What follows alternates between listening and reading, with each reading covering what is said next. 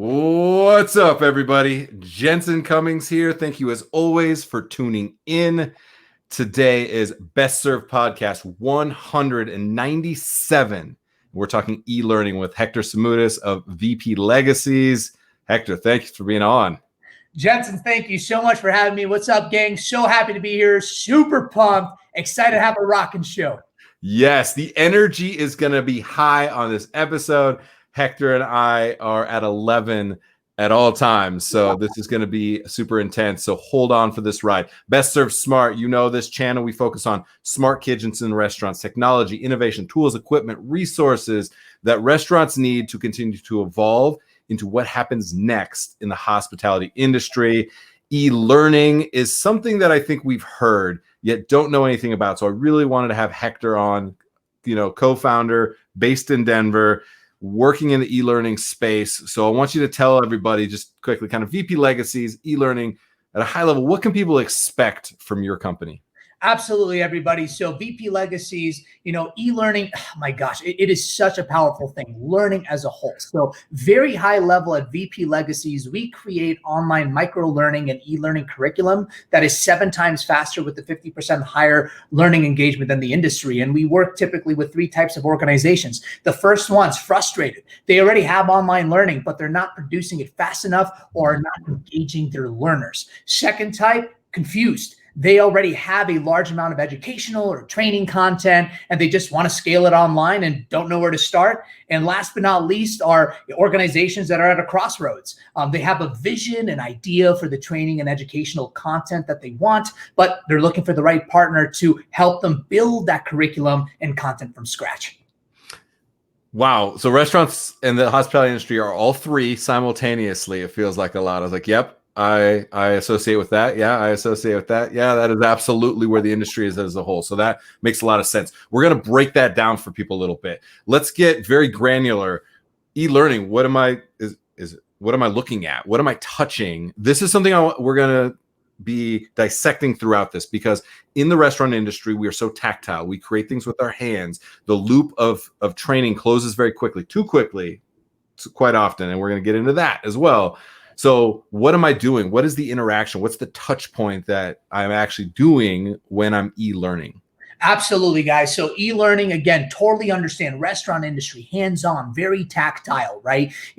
How can we utilize e-learning to bring the best of both worlds together? So e-learning is utilizing the power of online, your mobile device. Many restaurants have iPads as well, desktop computers, laptop computers, where you can go and access information on demand. You could also, for onboarding purposes and training purposes, how many times have we as trainers or individuals that train staff have been asked the same question over and over again? How many times as an employee, as a server, as a waiter, as a waitress, there's a question that comes to your mind, shoot, I need this answer now, but the manager or trainer is too busy, or you can't get access to that individual. It's being able to pull up your phone, typing in that question, and having it right in front of you on demand.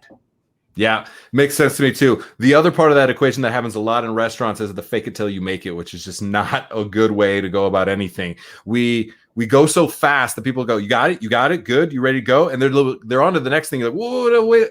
And you don't want to ask the follow-up question because you don't want to feel like you don't know what they just said. You don't understand it. What, you haven't worked in a restaurant before? There's a lot of that. And so we have a bit of bravado and ego going in the restaurants, clearly. And so we don't want to do that. We say, yeah, I got it. Sure. Yes, chef. And then you move on to the next thing when you never really did learn that thing. And then you're messing it up downstream. And so I think that's an important thing. When you have that access to it, what have you seen as far as somebody's ability to know it, but not really, really understand it, and just need that little bit of check-in to be able to look at, say, if you are able to use phones as part of education, if it's your POS system, if it is the pad that you have, if there's some kind of portal in the kitchen, what have you seen for people's ability to feel confident and supported in that manner? Yeah, that's a great question, Jensen. Guys, the beautiful thing about this is, of course, many times if we haven't utilized these tools before, there's always a natural, we're humans, right? So we got to change, we got to adapt to new things, right? So of course there is that, no pun intended, learning curve, right? However, it brings total confidence to that, Jensen. I really like how you brought that up, because when you're there, when you're on the floor, right, and something happens, an incident happens, or you need something right away, right, instead of frantically, trying to find your manager, trying to find somebody to help you with the answer that you're struggling to get, you can pull up your phone and within seconds have the answer right in front of you to get you to act right away, right? And to me, that's a big thing that we've seen, right? Really boost up confidence, right? Because as an individual, instead of looking for the answer and just saying, and after the situation, just being like, ah, shit, like, I can't believe I forgot the fucking answer. Like, what did I do? And start sabotaging yourself. No more, because you got the answer right in front of you. You pull it up, you get a fucking work, you get it done, and you move forward. It is a huge confidence builder. Let's go. I mean, that's what's needed in restaurants. We don't have time to mess around. And so I think that's an important thing, having quick access to it. I want to talk about the bite-sized pieces of it, because a lot of times people think of training, it's like, here is your giant outdated handbook, and here are SOPs that somebody at some point wrote, but it's not really what we do anymore. Why don't you just follow me around until all of the mistakes that you're going to face happen, and then you'll be properly trained. You have a very different approach where you're looking at what is 1 minute, 2 minutes, 5 minutes of learning. How do we break down what you need into bite-sized pieces so that's consumable? And we see that in a kitchen, you're thinking 30 seconds, 2 minutes at a time. On the floor, you're thinking 5 minutes, 15 minutes of like basically creating those steps of service. So why are smaller bite-sized pieces? And tell us first, what do we mean by that? If I say a small 1 minute learning, what the hell does that actually mean? That's a great question, Jensen. So guys, we live, so let's back up and really look at the world that we live in and why micro learning is so powerful. Traditionally, if the video-based learning, because video-based learning has been around for quite some time. We've actually helped clients repurpose learning from the 90s, right?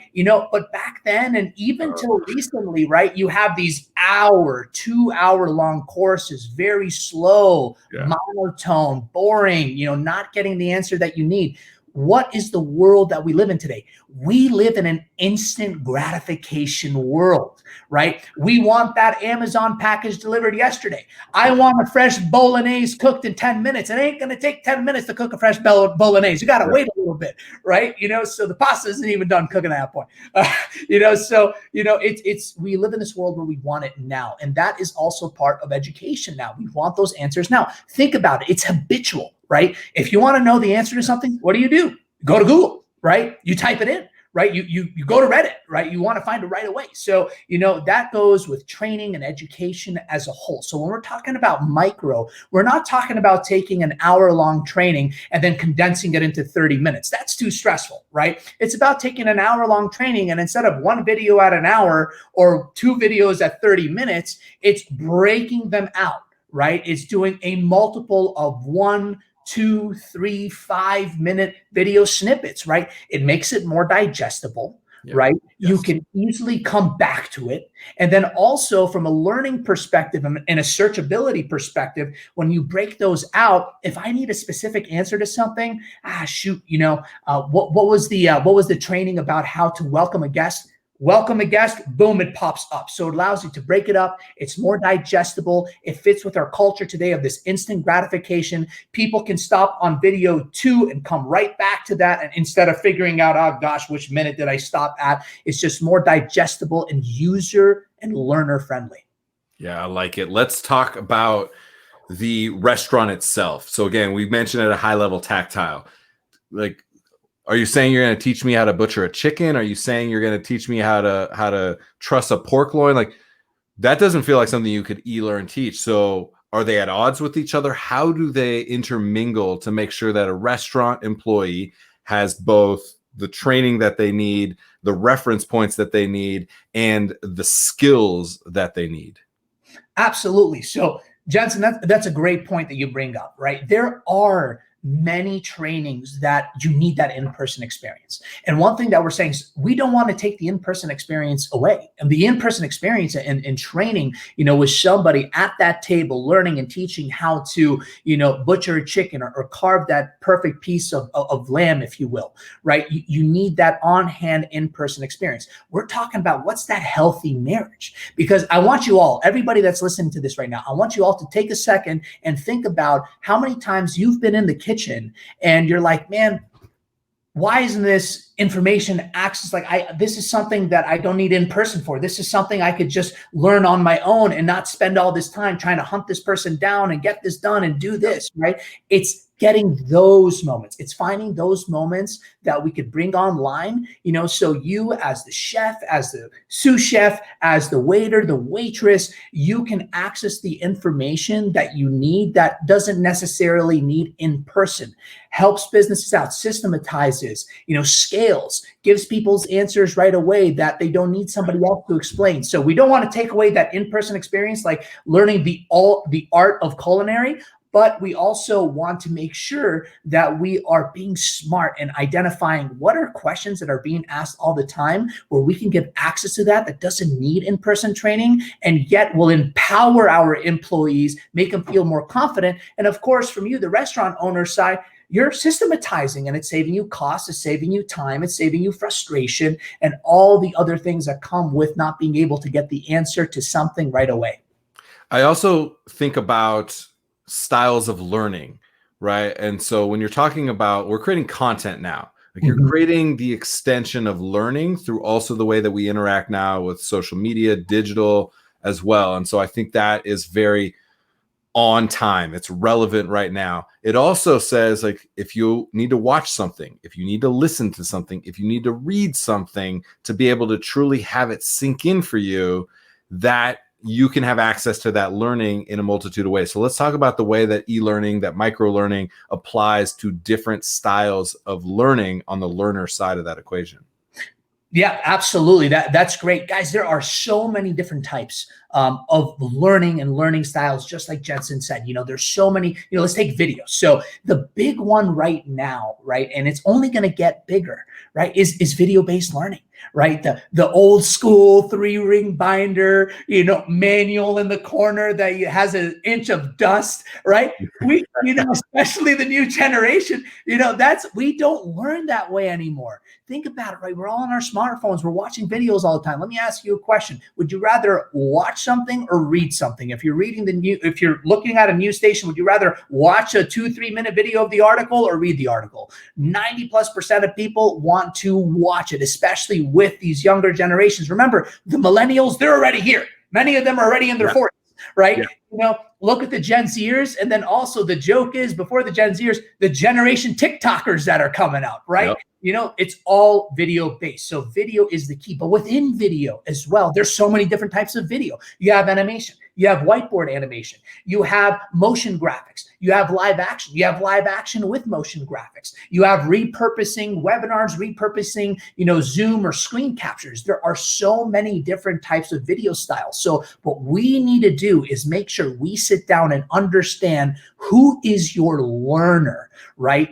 How do they learn? How do they best learn, right? What type of style fits their needs? Because, this person over here, or this target audience, this what we like to call the perfect learner profile, these PLPs, they like motion graphics, where these PLPs want 100% character-based animation. It's identifying that, so we're speaking the language of our learner. And what does that do? It makes them engage more. And when you make them engage more, they retain information more, they're able to get on the floor, rock and roll, make less mistakes, and be more confident as they're cooking or as they're waiting. Let's go. Yes. So I want to talk numbers a little bit, because we touch on it on Best Served. Andrew Parr, one of our cohorts and contributors, and I on Best Served Paragon talk a lot about the cost of acquisition, the cost of retention and turnover, things like that.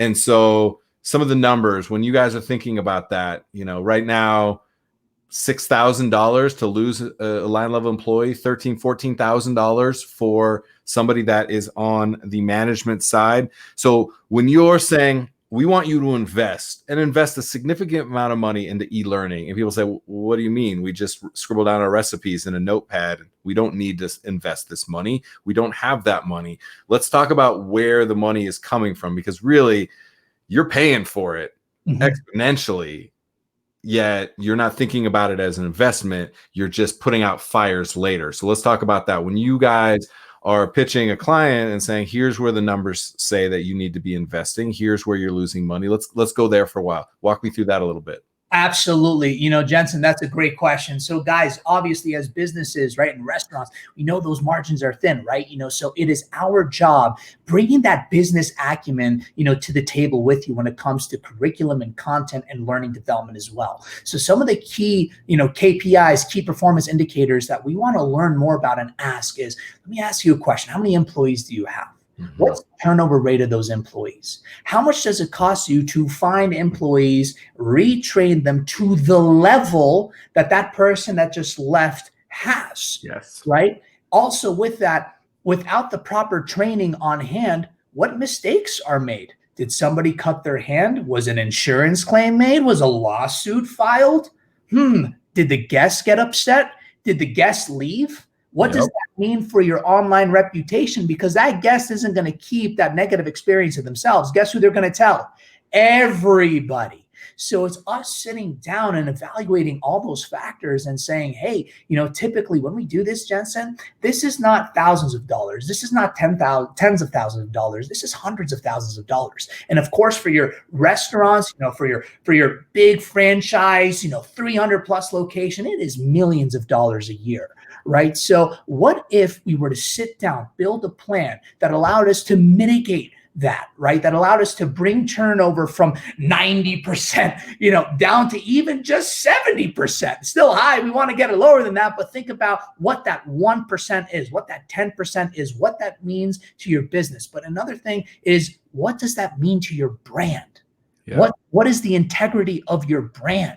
Right. And that's a beautiful thing. You know, many of us, I want you all to think about an experience that you've had when you went to a restaurant and they treated you incredibly and you just saw that it worked. It just worked. Right. How did you feel? Right. How did you feel about that brand? So we're not just talking about costs and dollars of what it costs for, you know, if you lose an employee, if somebody gets unfortunately hurt, you know, insurance and whatnot. We're also talking about the integrity of your brand, your business, your baby, the restaurant that you've always wanted to create. That to me is priceless, and we got to protect that at all costs. E-learning, is it an investment? Sure. But I'll tell you one thing that we've done at VP Legacies is we wanted to make it, no pun intended, micro and digestible. So we're not coming at you with this multi-$1,000 contract, you know, got to pay a ridiculous amount up front. We're your partners. We're in this for the long run, you know, and we want to make sure that we're there with you at the table all the way through and make sure that we can put it at a point that it is affordable and fair on both sides. Yeah. And even further, there's numbers, and there's clearly numbers. We don't pay attention to them enough. Clearly, we don't pay attention to them enough because, you know, 73% turnover rates, 56-day average tenure of a restaurant employee, like those numbers aren't sustainable. And so there's that. There's also, you know, the intangibles, the soft skills of the experience you just mentioned. Unbelievable experience, morale, team morale, productivity, motivation. These things matter. It's hard to put them on a P&L and quantify them, yet we see them play out again and again and again. And the value of a return guest is exponential. I mean, that's the game. That's the game that you're in, is repeat business. And so is there any conversations you're having about that piece of it? How the morale, the motivation plays into the financial health and well-being of the brand and the business? Absolutely. I'm so happy. As soon as you asked that, I had shivers go up my spine because, you know, that is a big thing that inspires us every day to wake up to do what it is that we do. Right. You know, so what we like to talk about, this concept, Jensen, is we talk about as soft dollars. You have hard dollars and you have soft dollars. Hard dollars are, you know, what's on your balance sheet? What's your rent? You know, what's the cost for all the produce that you got? Payroll, right? Equipment, things that we can easily see. And oh my goodness, it is so easy, to look at that and make financial decisions based on that. But like you said, 70+% turnover, not having motivation, productivity, efficiency being down. Guys, the dollars exist. And the reason why we call them soft dollars is because you can't see them on the balance sheet, right? They exist. They are there, right? And of course, you're talking about motivation, morale. Oh my gosh, the productivity, the efficiency, right? I want everybody that's watching this show, I'm sure you've played some sort of sport or some team activity. I want you to think of that time where your team was unstoppable. I mean, you guys were just passing the ball and just slamming dunks, just rocking, right? What was the motivation like? Right? How did that inspire you? How did that inspire the team? How did it bring you together? How did it make you work together? Now I want you to think of the opposite. I want you to think about a time where you guys just were done. Like nobody was communicating. Nobody was talking. Everybody was mad at everyone else. Counterproductive, no efficiency, losing games consistently, and pointing the finger and doing the blaming game.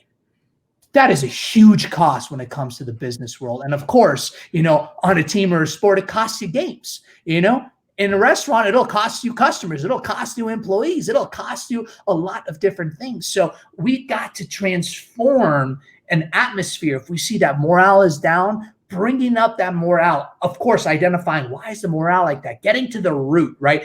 When I say peel the layer to the onion, right, there's one little thing I've added to that little analogy or figure of speech is you peel the layer to the onion because the closer you get to the onion's core, what happens? You start crying. We got to get to the why. We got to get to that deep emotional point, understand why morale is like that and flip it, because when we're in unison, oh my gosh, you're playing the flute, you're playing the trumpet, you're playing the trombone, but we are just an orchestra. We're not on our own individual instrument. We are an orchestra.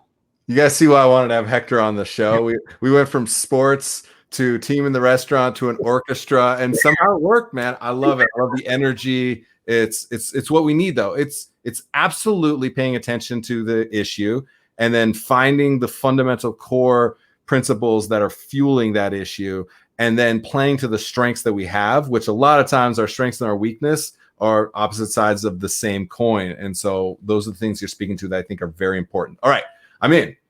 I want to bring VP Legacies on. Let's talk about the process that it takes to actually create something.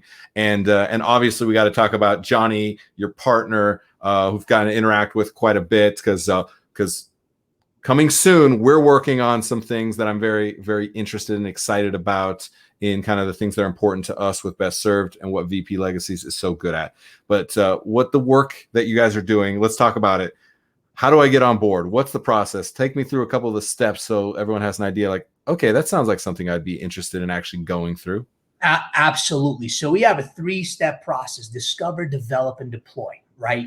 So during that discover stage, one thing that I always caution everybody, nothing wrong with those types of companies out there, but somebody that has a solution that's going to work and change your world without getting to know your why, without getting to know your business, without getting to know the strategy behind it, be careful about that, because we want to make sure that during that discover stage, which is our first step to the process, is understanding your business, right? It's understanding the strategy behind it, is bringing that business acumen to the table. So the first thing, we want to make sure that we build what we like to call your MVC, your minimum viable canvas. Many of you entrepreneurs and startup and business owners up there know the business model canvas. You also know your minimum viable product, your MVP, right? So we're taking that same philosophy and we're bringing that business acumen to the table. We need to define your MVC, your minimum viable course. That is your one-page strategy that you can see on one page, built for agility, built for flexibility. We also then want to dive in, understand who's that perfect learner profile, those PLPs that we talked about, the target audience. How do they learn? Why do they want to learn that way? What's their process? What are past experiences of training that they just couldn't stand? What are past experiences that they loved? It's asking all of those very strategic questions, getting all that data. So when it comes to actually developing the content and training itself, it just skyrockets. There's a reason why we've been able to produce 50% higher learner engagement than the industry average. I mean, we're way, way, way high. And it's because of this process, this strategy, understanding your business, understanding your employees, also known as your learners, your PLPs, and developing curriculum and content respective to fit their needs. The second part of that is when we identify that, build that strategy, it's time to now start developing that video-based learning. Because we did all the strategy, we know what type of videos we need to create, 1, 3, 5-minute videos. We know all of that because we've done all the strategy. So then we start the production. We start creating those videos. And then we move them on to your learning management system. So we'll help you identify. We have a whole process of helping you identify your learning management system, your LMS. We're not technologists, right? However, we do know a lot of phenomenal learning management systems out there. The analogy to this is that it is your vehicle. I drive a Toyota. Bob over here drives a Chevrolet, right? They both do the same thing. They go from point A to point B, right? But I'm more comfortable in a Toyota and I like that experience, and Bob likes his Chevrolet. Same thing with an LMS, right? Your learners, that is the vehicle, right? Every LMS does the same thing. It teaches and provides certificates and trainings, but what is the experience? What is the vehicle the content needs to live on? Because that is going to engage your learner the best. So we identify that, put the content on the LMS, and collectively together with you and your team, maybe you have an HR individual, maybe you have a whole training department, we partner together with you to deploy it and put it in front of your learners.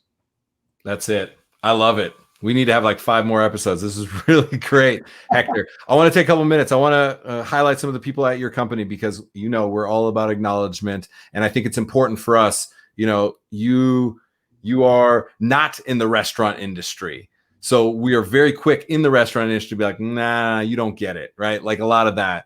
I think what you broke down is a lot of barriers, a lot of excuses that I've thrown out there, that we throw out there in the industry. I think is very important, is the way that we interact with each other and the way that we learn is so meaningful because it has effects at every touch point downstream. And we see that play out again and again. So I wanted to point out a couple of the people and just let you gush on them for just a minute because I think it's important. But your partner, Johnny, what does it mean to have somebody like a partner like Johnny, and kind of what is the work that Johnny's doing? What's the value that he brings? Who is he on the team when it comes to VP Legacies? Oh, absolutely. Guys, Johnny's absolutely incredible, guys.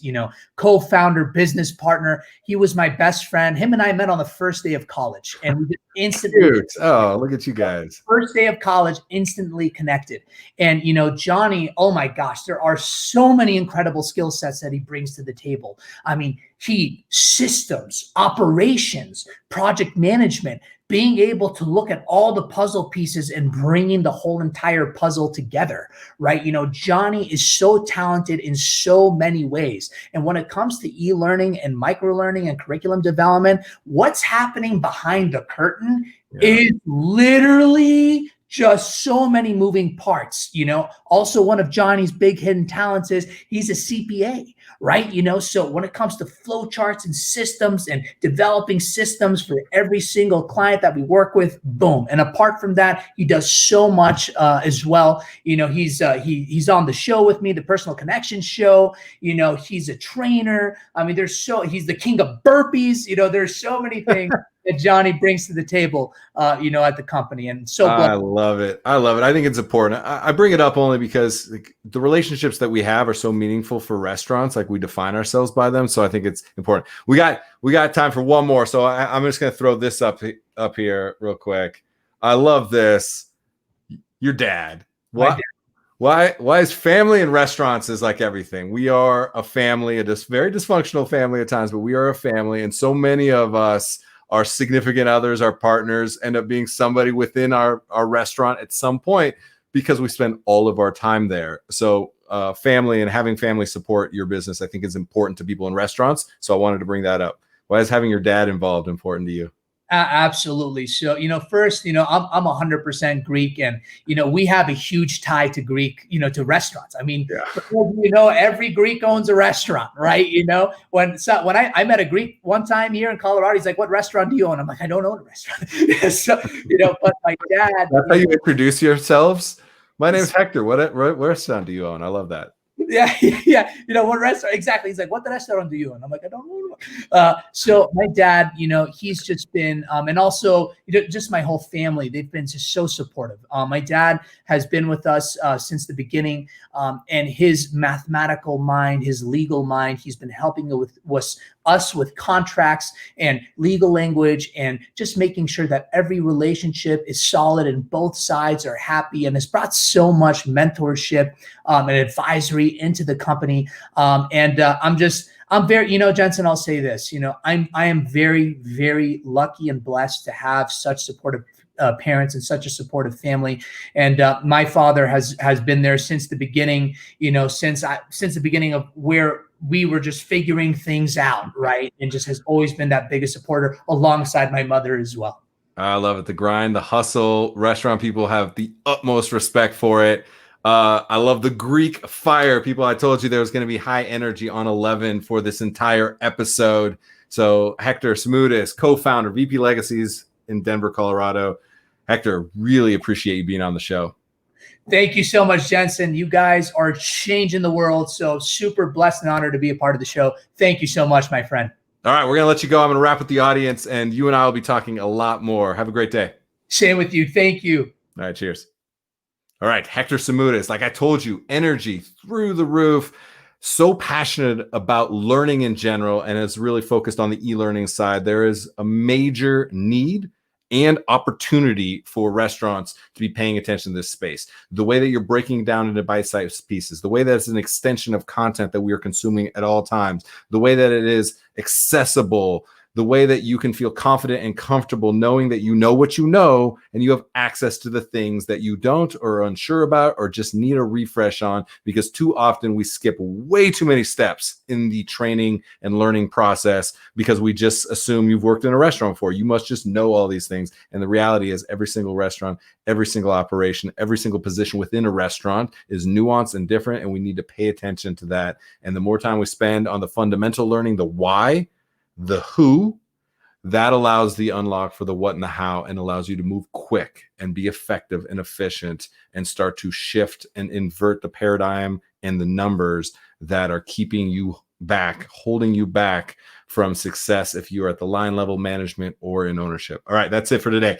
Best Served Podcast 197, e-learning with Hector Simoudis of VP Legacies. Again, Best Served Smart. I'm fired up about this channel because myself included, for a long time, we're Luddites in the industry. We are on the late side, the late adopter of the adoption curve with technology. And so I think it's very important for us to be thinking about it. We see that as absolutely a fundamental necessity of businesses in hospitality, food and beverage, and restaurants. So Best Served Smart, smart kitchens and restaurants, technology, innovation, tools, equipment, resources that we need to evolve the industry.